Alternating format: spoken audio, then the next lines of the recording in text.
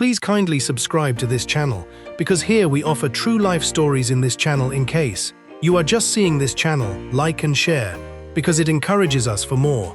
Thanks, and let's begin. It's just after 8:30 in the morning in Lower Manhattan. Commuters are crossing Worth Street. Court staff are heading into work. And then, smoke. A sudden plume rises outside one of the most heavily guarded federal buildings in New York City. Fireworks crack. Flames spread across the sidewalk. Federal agents burst through the doors with weapons drawn. Within seconds, chaos engulfs the entrance to 26 Federal Plaza, home to New York's immigration court. Sirens, screaming, a man wheeling a cart, wearing a helmet, refusing to back down. What really happened outside the immigration court this morning? And why did it happen here? Subscribe now so you don't miss how this story unfolds, because the investigation is only just beginning. To understand why this attack happened where it did, you have to understand what 26 Federal Plaza actually is. The building isn't just an office tower, it's a hub of federal power in the heart of Lower Manhattan.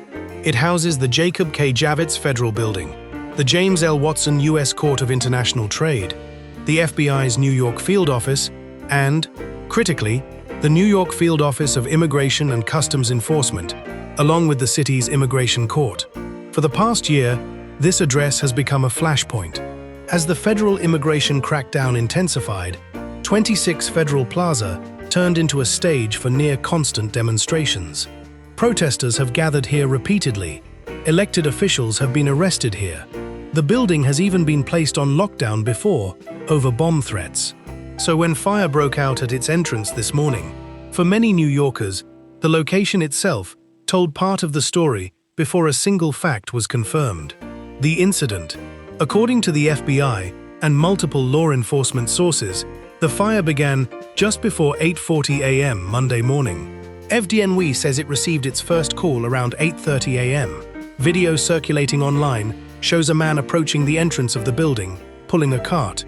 He's seen pouring a liquid, believed to be an accelerant, onto the pavement, then igniting fireworks that sparked a large, fast-spreading blaze.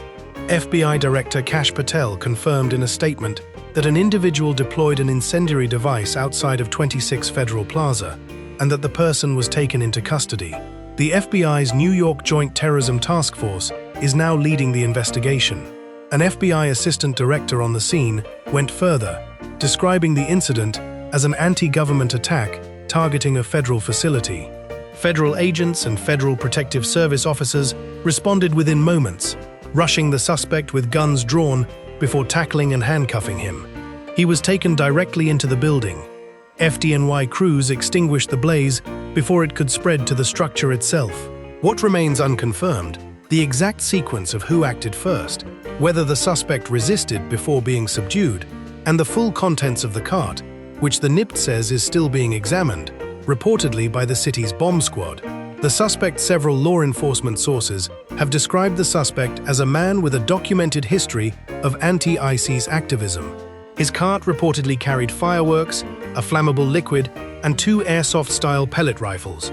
Some outlets have also reported a hammer and a knife among the recovered items. He was wearing a helmet at the time, and video shows a sign attached to his cart reading, "Ice off our streets." 4 unnamed law enforcement sources have identified the suspect to NBC New York as 43-year-old Andrew Arabaka, with some sources suggesting he may have underlying emotional or mental health struggles.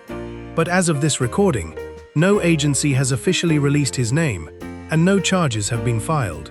Until an official charging document is unsealed, his identity and motive remain, by law and by responsible reporting, unconfirmed. We want to be clear, everything here is allegation, not established fact, and the presumption of innocence applies fully. If you're finding this breakdown helpful, hit like right now, so more people can see how this case is developing. Bystanders described a scene of sudden panic, a loud pop, then smoke, then a rush of federal agents converging on the entrance. Commuters and court visitors scattered as officers moved in. FDNY units arrived quickly to knock down the fire before it reached the building itself. Officials say the injury toll has varied across early reports, with some outlets citing 2 people hurt and others citing 4, all described as minor. Those injured were treated at the scene. At least one person was taken to a nearby hospital for further evaluation. No injuries have been described as life-threatening. New York City Mayor Zohran Mamdani addressed the incident publicly, calling it deeply disturbing, while expressing relief that no one was seriously hurt and that a suspect was already in custody. He said his office was coordinating with the NYPD to support the federal investigation. The case now sits with the FBI's Joint Terrorism Task Force, working alongside the NYPD and federal security personnel. Investigators are examining the suspect's cart and its contents, reviewing surveillance and bystander video, and trying to determine whether the attack was planned in advance or carried out impulsively. At the time of this recording, no charges have been formally announced. That's a critical detail. Until prosecutors file a complaint, the specific accusations and the suspect's legal exposure remain officially undefined. Investigators are expected to be weighing a range of possible federal charges tied to arson, weapons possession, and assaults on federal property or personnel. Unanswered questions. Several major questions remain unresolved. What was the motive? Protest, personal crisis, or something more calculated? Was this planned in advance, given the assortment of items on the cart, or was it a spontaneous act? Was the attack aimed at the building generally, or at ICE and immigration enforcement specifically? And could additional charges, or additional suspects, emerge as the investigation continues? None of these questions have official answers yet. That uncertainty is exactly why this case demands careful, updated reporting rather than early conclusions.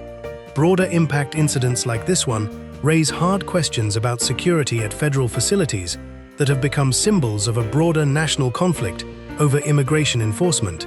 As protests at sites like 26 Federal Plaza have grown more frequent, so has scrutiny over how these buildings are protected and how authorities distinguish between lawful demonstration and criminal attack. Expect this incident to fuel debate over security postures at immigration facilities nationwide and over how law enforcement responds to the broader wave of anti-ICE demonstrations that have defined the past year. Before we wrap up, subscribe and turn on notifications, because we'll be tracking every update as charges are filed. Here's what we know for certain. Early Monday morning, a fire broke out at the entrance of 26 Federal Plaza. A man was taken into custody at the scene. A handful of people suffered minor injuries. The FBI is treating it as a serious, targeted attack on a federal facility. Here's what we don't know: his confirmed identity, his exact motive, and what charges, if any, he will ultimately face. As this story develops, some of what you just heard may change, so we'll leave you with this. In a city where protest and federal power collide almost daily, what do you think pushed someone to this point, and where should the line be drawn between demonstration and attack? Let us know in the comments below.